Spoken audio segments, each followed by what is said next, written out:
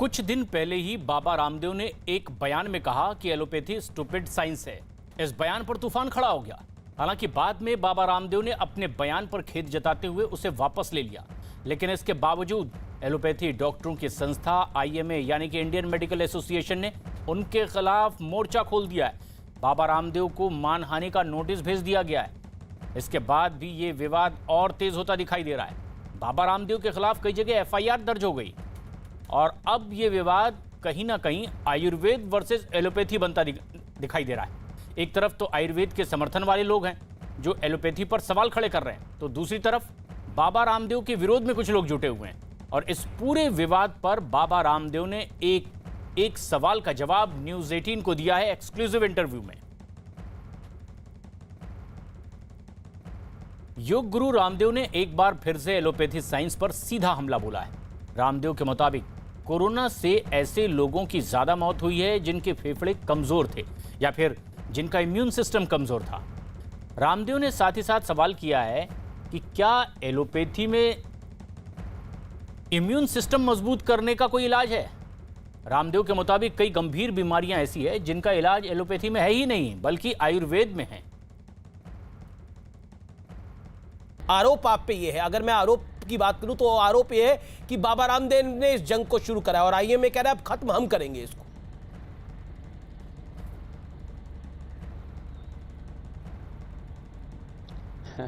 मैं तो अभी भी विनम्रता पूर्वक कह रहा हूं, साधु सन्यासी के मन में कोई दुराग्रह तो कतई नहीं होता, सत्याग्रह जरूर होता है।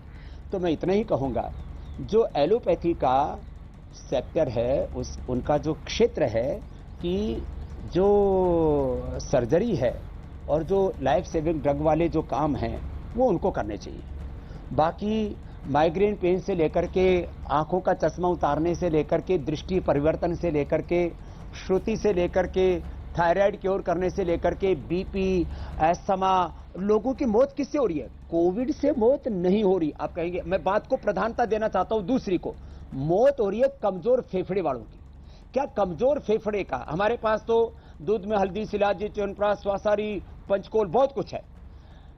क्या एलोपैथी में लंग को स्ट्रेंथन करने के लिए हमारे पास तो सर्वकल्प है, भूमि आंवला है, पुनर्नवा है, एलोवेरा है, वीटाग्रास है, लिवोग्रिट है, लिवामृत है। क्या लीवर को, कमजोर जो लीवर है उसको रिकवर करने के लिए, आंतों की कमजोरी के लिए, पेन क्रियाज के बीटा सेल्स डीजनरेट उनको रीजनरेट करने के लिए, टाइप 2 टाइप 1 डायबिटीज के लिए, क्या एलोपैथी में नर्वस सिस्टम जब वीक हो जाए या इम्यूनिटी वीक हो जाए उसको रिकवर करने के लिए एक भी कोई ड्रग है? उत्तर मिलेगा नहीं, क्योंकि जो ड्रग इंडस्ट्री, जो फार्मा इंडस्ट्री, उन्होंने ये काम ही नहीं किया। उनको तो मर्ज और मरीज दोनों जिंदा चाहिए, तभी तो उनका धंधा चलेगा। एलोपैथी पर दिए गए बयान पर योग गुरु रामदेव ने एक बार फिर से खेद जताते हुए माफी मांगी है। लेकिन जो सबसे अहम बात है वो ये कि रामदेव के मुताबिक एक ये मैसेज था जिसे उन्होंने सिर्फ पढ़ा था, लेकिन आईएमए आयुर्वेद और उन्हें नीचा दिखाने की कोशिश कर रहा है। न्यूज़ 18 से एक्सक्लूसिव बातचीत में रामदेव ने एलोपैथी में कोरोना के इलाज के तरीके को लेकर भी सवाल खड़े किए। अगर हम बात करें एलोपैथ की तो आप कहते हैं इसको स्टूपिड साइंस, ऐसा क्यों कहा आपने? ये सवाल जरूर आएगा और डॉक्टर्स के मन में भी ये सवाल होगा। मैंने वापस कहता हूं आमिश भाई, मैंने वो एक मैसेज पढ़ा था, ये मेरा बयान नहीं था, फिर भी मैंने उसके ऊपर खेद व्यक्त कर दिया, बयान वापस ले लिया, माफी भी मांग ली। क्या माफी मांगने को क्या कहते हैं? क्या फिर फांसी पर लटका देंगे? अरे वो हर बात में हमें नीचा दिखाते हैं। उन्होंने कहा कि हमने सारा देश स्वस्थ कर दिया। मैंने कहा भाई, यदि कोरोना में आपने 10% रोगी ठीक किए तो 90% रोगी योगासन करके, प्राणायाम करके, कोरोनिल खा के, गिलोय तुलसी का काढ़ा पी करके ठीक हुए। और मैं एक प्रति प्रश्न करता हूं आमिश भाई, देखो आप प्रश्न करेंगे, मैं भी कुछ प्रश्न करूंगा। जी।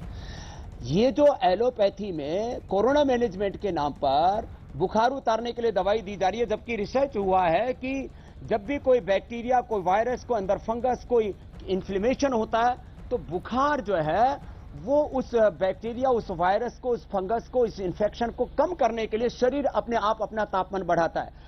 जो कोरोना मैनेजमेंट के नाम पर हम लोगों का बुखार उतारने के नाम पर पैरासीटामोल, क्रोसिन आदि दे रहे हैं, लोगों के को जो है हम एंटीबायोटिक्स दे रहे हैं, स्टीराइड दे रहे हैं, ओवरडोजेज उनकी दे रहे हैं, फिर जो है और तमाम तरह के रेमडेसिविर जो एबोला की दवाई है वो दे रहे हैं। क्या कोई क्लिनिकल कंट्रोल ट्रायल हुआ था कि ये कोरोना में दी जा सकती हैं? यदि नहीं हुआ तो क्यों दी जा रही है?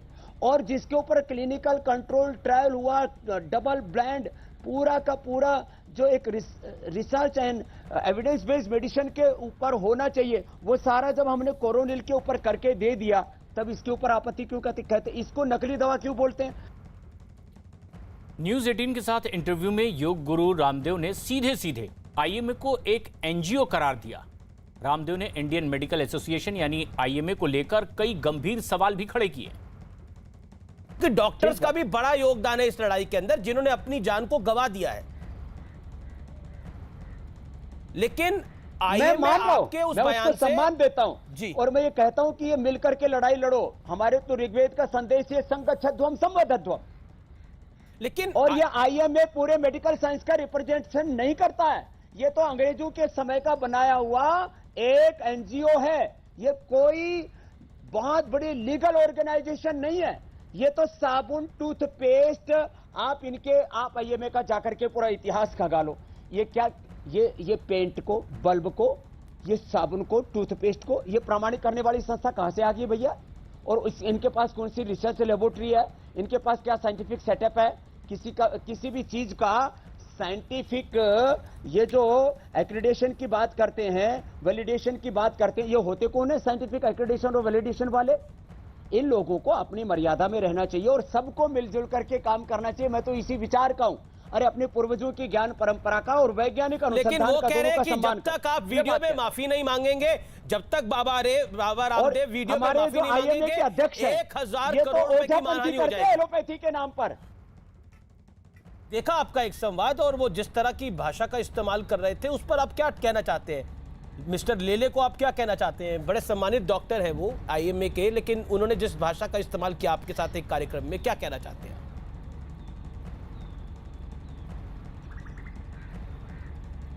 लेले जी का कोई ट्विटर अकाउंट मेरे पास तो 25 उनके मैसेज भेजे हैं। कोई उसको पढ़ लेगा तो वो तो एलोपैथी के नाम पर कलंक है बेचारे।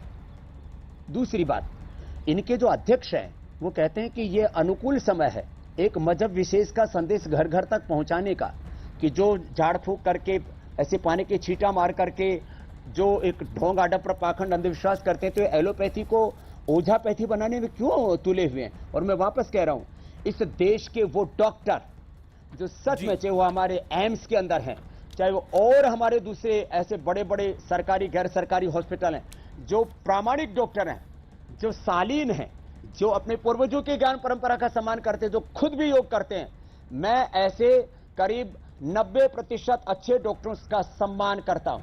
वो सच में मानवता के लिए एक भगवान का वरदान है। लेकिन जो एलोपैथी के नाम पर लूट खसोट करते हैं, एलोपैथी को भी बदनाम करते हैं, ऐसे डॉक्टरों का तो मतलब मुझे तो लगता है आईएमए वालों को खुद ही इनिशिएटिव लेकर के, जो इनके अध्यक्ष हैं और जिनके सो कॉल्ड जो इनके महामंत्री आदि हैं, इनको तो बर्खास्त करके किसी योग्य व्यक्ति को अपने इस एनजीओ का अध्यक्ष बनाना चाहिए और उनको महामंत्री बनाना चाहिए। नहीं तो ये आईएमए का मुझे लगता है इसकी गरिमा ही खत्म कर डालेंगे। इंडियन मेडिकल एसोसिएशन पर दिए योग गुरु रामदेव के बयानों पर आईएमए से जुड़े डॉक्टरों ने बड़ा पलटवार किया है। आईएमए ने सीधे केंद्र सरकार से रामदेव के खिलाफ कार्रवाई की मांग की है। इंडियन मेडिकल एसोसिएशन के सारे मेंबर्स सबसे पहले तो वो मॉडर्न मेडिकल सिस्टम के मेंबर्स हैं, यानी कि वो एमबीबीएस प्लस डॉक्टर्स हैं। प्लस ऐसा कहना कि राजनीतिक हैं, वो बिल्कुल भी राजनीतिक नहीं है। वो सबसे पहले एक डॉक्टर हैं और उसके ऊपर इस संगठन के मेंबर जरूर हैं, और उन्होंने कभी ऐसा बोलने की जरूरत नहीं समझी है। वो तब बोले हैं जब बाबा रामदेव ने इस साइंस को स्टूपिड और दिवालिया कहा है, तभी हमें बोलना पड़ गया और सोशल मीडिया और मीडिया पे आना पड़ा है। तो बाबा रामदेव अपना ये ढोंग और आडंबर बंद करें। वो एक व्यापारी हैं और व्यापारी के अपनी कॉर्नल ड्रग को बढ़ाने के लिए इतना बोलते हैं और चाहते हैं कि मैं मीडिया में रहूं। हम उनके इस बात के सख्त खिलाफ हैं। इंडियन मेडिकल एसोसिएशन भारत का सबसे बड़ा मॉडर्न मेडिसिन डॉक्टरों का संगठन है, और जो ये लाला जी जो बयान करते हैं, वो ना कि सिर्फ इंडियन मेडिकल एसोसिएशन बल्कि junior doctors network, medical student networks, सभी स्पेशलिस्ट ऑर्गेनाइजेशन, इस तरह से पूरे 12 लाख मॉडर्न मेडिसिन के डॉक्टर्स ने इसकी घोर निंदा करी है और लाला जी जो माफी की बात करते हैं उनकी माफी सिर्फ काफी नहीं है, उनके ऊपर epidemic act, disaster management act, magical remedies act, drugs and cosmetic act के तहत बिल्कुल कानूनी कार्रवाई होकर उन्हें गिरफ्तार करना चाहिए। आईएमए के डॉक्टर्स एलोपैथी यानी मॉडर्न मेडिसिन की प्रैक्टिस करते हैं। सभी मेंबर्स एलोपैथी के बारे में जानते हैं, जानकारी लेते हैं, ना आयुष के बारे में जानते हैं और हमारा साइंस संशोधन और सबूतों पर टिका है, उसे आईसीएमआर और डब्ल्यूएचओ की मान्यता है। आपके माध्यम से मैं यह कहना चाहता हूं कि आईएमए किसी पैथी के विरोध में नहीं है, ना आईएमए कोई राजकीय संगठन है। योग गुरु रामदेव ने न्यूज 18 से खास बातचीत में दावा किया कि इंडियन मेडिकल एसोसिएशन यानी कि आईएमए के लोग स्वास्थ्य मंत्री डॉक्टर हर्षवर्धन पर भी दबाव डालने की कोशिश करते हैं और उन्हें लिखी गई चिट्ठी इसी का नतीजा है। रामदेव के मुताबिक आईएमए में भी सियासी लोग बैठे हुए हैं। आईएमए का षड्यंत्र हो सकता है, आईएमए की दुर्भावना हो सकती है, आपके मन में वो नहीं था लेकिन आपने बोल दिया। लेकिन डॉक्टर हर्षवर्धन ने जो आपको चिट्ठी लिखी, उस चिट्ठी में भी उन्होंने काफी चीजों को क्लैरिटी के साथ लिखा, जिसमें उन्होंने क्लियरली बोला कि कुल मिलाकर आधुनिक चिकित्सा पद्धति एलोपैथी के डॉक्टर वो रह चुके हैं और स्वास्थ्य मंत्रालय के प्रमुख हैं। उन्होंने कहा कि जो डॉक्टर हर्षवर्धन ने बोला, उन्होंने भी आपको आपके बयान पर खेद जताने के लिए कहा। आप इसको कैसे लेते हैं? Doctor Harshvardhan, health minister of India. तो मैंने खेद जता दिया। देखो, डॉक्टर हर्षवर्धन जी के ऊपर भी अनावश्यक दबाव भी डालते रहते बीच बीच में। ये तो माने इन्हीं आईएमए के डॉक्टर्स ने कोरोना को कुंभ से जोड़ करके कहा कि Kumbh is the biggest spreader of corona. इन्होंने तो इन आईएमए के डॉक्टरों ने मोदी जी की तुलना हिटलर से करके इन्हीं डॉक्टरों ने भारत का किस तरह से अलग अलग क्षेत्रों में मतलब इंडियन वेरिएंट को जो है वो मोदी वेरिएंट कह करके मतलब इंडिया में जो कोरोना फैला उसको इंडियन वेरिएंट और मोदी वेरिएंट कह करके इन्हीं डॉक्टर्स में आईएमए के डॉक्टर्स वालों ने, क्योंकि इसमें बहुत से लोग पॉलिटिकल हैं। और मैं एक बात कहता हूं, माना कि मैंने भी एक वक्त सत्ता और व्यवस्था परिवर्तन के लिए जन जागरण किया था, आप साक्षी रहे उस बात के। लेकिन मैं एक बात कहता हूं, मैं आज राजनीतिक रूप से न पक्ष में न विपक्ष में निष्पक्ष हूं। आईएमए के आप पूरा लिस्ट उठा करके देखो, इसके अंदर आपको 90% लोग पॉलिटिकल मिलेंगे जो इनके पदाधिकारी आदि होते हैं। तो ये एक राजनीतिक संस्था है, हर्षवर्धन इनके दबाव में आ गए रहना चाहिए और सबको मिलजुल करके काम करना चाहिए। आप कह रहे डॉक्टर हर्षवर्धन इन सबके दबाव में आ गए, इसलिए उन्होंने चिट्ठी लिख दी। नहीं, मैं कहता हूं उनको भी अलग अलग मुद्दों पर दबाव में लेने की कोशिश करते हैं। नहीं, पर ये माना जाता है, ये सरकार तो आपके पक्ष वाली सरकार है, ऐसा माना जाता है और तभी आपको दूसरी तरफ से टारगेट भी किया जाता है। तो ये अगर ये भी गलत कह रहे हैं तो कुछ तो गलती हुई होगी स्वामी रामदेव, कुछ तो चूक हो गई होगी। क्योंकि मैं हर्षवर्धन साहब को पढ़ता हूं तो उन्होंने बोला कोरोना योद्धाओं का निरादर कर दिया है। योग गुरु रामदेव ने फार्मा इंडस्ट्री को लेकर भी बड़ा हमला किया है। रामदेव के मुताबिक फार्मा इंडस्ट्री लाखों करोड़ों रुपए के कारोबार का धंधा है, जबकि वो आयुर्वेद के जरिए देश की जनता की सेवा कर रहे हैं। देश की जनता यह जानना चाहती है आपसे, इस समय फार्मा कंपनियों के चक्रव्यूह में, इस समय डॉक्टर्स के चक्रव्यूह में बाबा रामदेव फंस गए हैं। क्या आपको लगता है कि, क्योंकि एक चक्रव्यूह हमें याद है महाभारत में हुआ था, महाभारत में रचा गया था अभिमन्यु के खिलाफ और अभिमन्यु उससे बाहर नहीं आ पाए थे। क्या बाबा रामदेव को एक चक्रव्यूह में फंसा दिया जा रहा है? ये सवाल बहुत बड़ा है बाबा रामदेव, क्या फंस गए उस चक्रव्यूह में? देखो आयुष भाई, देखो फार्मा इंडस्ट्री मैं कई बार जब ये बहुत लूट मचाते हैं, इनको ड्रग माफिया या मेडिकल माफिया भी कह देता हूं, और हमारे डॉक्टर उनके कई बार अनजाने में शिकार हो जाते हैं। जो बात मैंने कही वो बात आमिर खान ने भी कही थी कि आप 15 रुपए की दवाई को 1500 रुपए में बेचते हो, जो जेनिक जो मेडिसिन है उसको ब्रांडिंग करके। और जब उन्होंने बात की थी कि बेसन टेस्ट की कि खोल लिया, और उसके बाद में और भी बहुत कुछ उन्होंने बातें कही थी कि अनावश्यक ऑपरेशन, गैर जरूरी दवा, गैर जरूरी ऑपरेशन, गैर जरूरी जो है टेस्ट और ये करके 5 से 25 लाख रुपए का जो बिल बनाने का चक्रव्यूह है, मैंने जी। एक व्यक्ति के साथ में कोई धोखा नहीं किया है। माना कि इस पूरी ड्रग इंडस्ट्री के पीछे लाखों करोड़ की दौलत है, लेकिन मेरे पीछे ताकत है सत्य की, साधना की, सेवा की, अनुसंधान की, और हमने परिणाम दिए। आज मैं एक एक बीमारी के लाखों करोड़ों लोग आपके सामने प्रस्तुत कर सकता हूं। मैंने इस देश का 100 करोड़ किलो से ज्यादा वेट कम किया है। आयुर्वेद के विशेषज्ञों ने फार्मा कंपनी पर लगाए गए बाबा रामदेव के आरोपों का समर्थन किया है और आरोप लगाया कि फार्मा कंपनियों और डॉक्टरों का गिरोह आयुर्वेद के खिलाफ काम कर रहा है।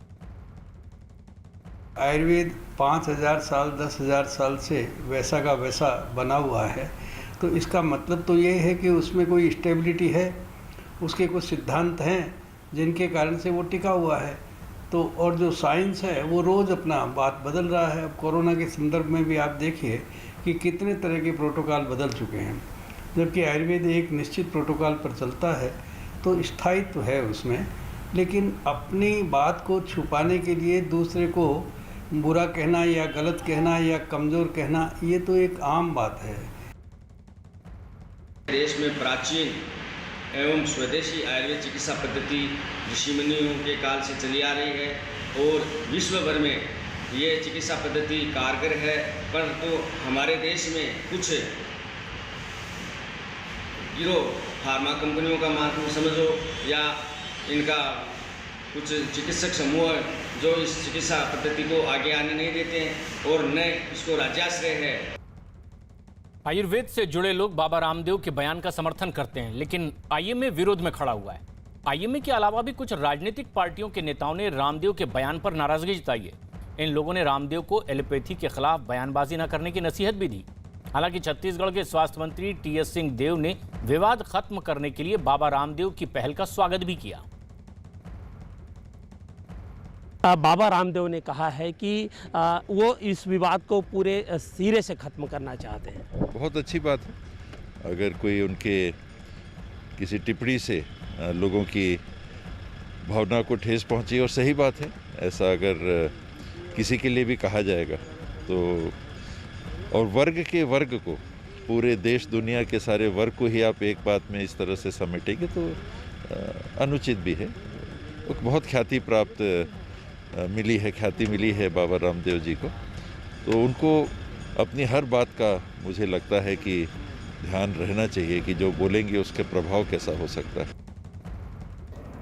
एलोपैथी एक तरीक़ा इलाज है और दुनिया में ये बैकबोन है